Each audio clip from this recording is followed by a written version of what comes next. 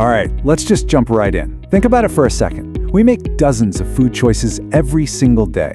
But what if those choices, the snacks we grab, the dinners we cook, are telling a much, much deeper story inside our bodies?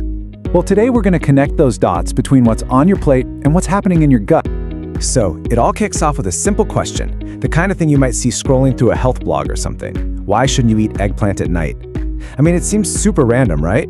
But trust me, it's the perfect doorway into a way bigger conversation. Okay, so the typical answers you'll find are pretty much what you'd expect. Your digestion slows down at night, so all that fiber can feel a little heavy. If it's drenched in oil, yeah, that might mess with your sleep. Some people say its cooling nature can irritate a sensitive stomach. It's all just, practical stuff for feeling comfortable.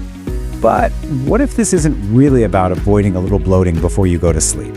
What if this relationship, the one between what we eat and how our gut actually feels, is one of the most critical health stories of our time? That's where things get really interesting.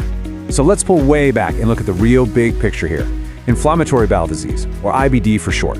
We're not talking about temporary discomfort anymore. This is a serious, lifelong condition where the lining of your intestines is just chronically inflamed. And this umbrella term covers major diseases you've probably heard of, like Crohn's and ulcerative colitis. And look, this isn't some rare, obscure issue. We are talking about more than 3.5 million people in North America and Europe alone who are living with IBD. The scale is it's massive. And it's actually growing, especially in newly industrialized countries. So what causes IBD? Well, it's a really complex puzzle, as you can see from all these different factors here. You've got genetics, your immune system, lifestyle, but I want you to look closely at that one piece down in the bottom left, diet. Out of all of these things, diet is one of the most powerful risk factors. And here's the key part. It's one we can actually change. And this quote from some recent research, man, it just hammers the point home. It says that out of all the environmental risks, the huge shift we've made toward the typical Western diet, the one with more sugar, more unhealthy fats, more processed foods, is seen as the most noticeable element contributing to the rise of IBD. That's huge. So what does that actually look like inside the body? This diagram does a fantastic job of showing us the before picture. What you're seeing here is what that chronic inflammation does. It literally creates a damaged, leaky gut, where that protective barrier that's supposed to line our intestines starts to break down. So let's break this down even more. What's happening here is pretty straightforward, really. The population of good, beneficial bacteria goes down. That protective gut lining gets thinner and weaker. And this opens the door for harmful bacteria to move in and take over. They then start sending out all these inflammatory signals. You see some of the technical names on the diagram. It basically creates this vicious cycle that just keeps driving the disease forward. But here is the most important part of this whole story. It's not all bad news. Because if diet can be a major part of the problem, well, that means it can also be a really powerful part of the solution. And here it is. This is the after picture. On the right side, we see what can happen with the right nutritional approach. The good bacteria start to thrive again, all those inflammatory alarm bells quiet down, and that all-important gut barrier gets repaired. The system is back in balance. It's working the way it's supposed to. Okay, so the big question is, how do we get from that before state to this much healthier after state? Well, that's where very specific, targeted dietary strategies come in.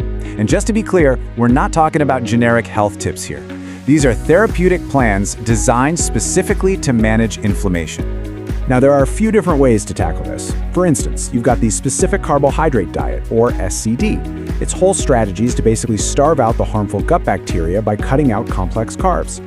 Then you have something like the Mediterranean diet, which takes a different approach. It focuses on tamping down inflammation with whole foods, lots of fiber, and healthy fats. See, different rules, but they're both aiming for the same thing, to calm the gut.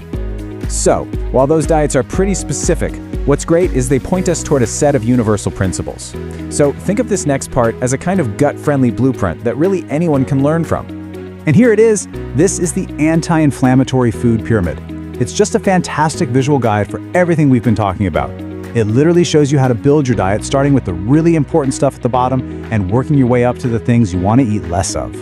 Let's break it down and make it super simple. Step 1, the base, the foundation of your plate, should always be fruits and vegetables. Step 2, add in those healthy fats, things like extra virgin olive oil and fish. Step 3, include some lean proteins like eggs and white meat. And finally, step 4, this is the limit pile. Red meat, sugar, and alcohol. Those should be a once-in-a-while thing. not a daily habit. And this is why this whole thing matters to all of us. You absolutely do not need to have a diagnosed condition like IBD to get something out of this. Think of these principles as a proactive roadmap for building a healthier, stronger gut for literally everyone. All right, so after going through all of that, let's circle all the way back to where we started, with our humble eggplant. Because now we can see the real issue was never about one single vegetable eaten at a specific time of day. It's about the bigger picture. It's about your entire dietary pattern. The goal isn't to start fearing certain foods, but to consistently build your meals around that anti-inflammatory blueprint, day in and day out. So really, the final question isn't, what can't I eat? It's, what am I choosing to eat? Every single meal you have is a kind of message you're sending. So, what story is your diet telling your gut?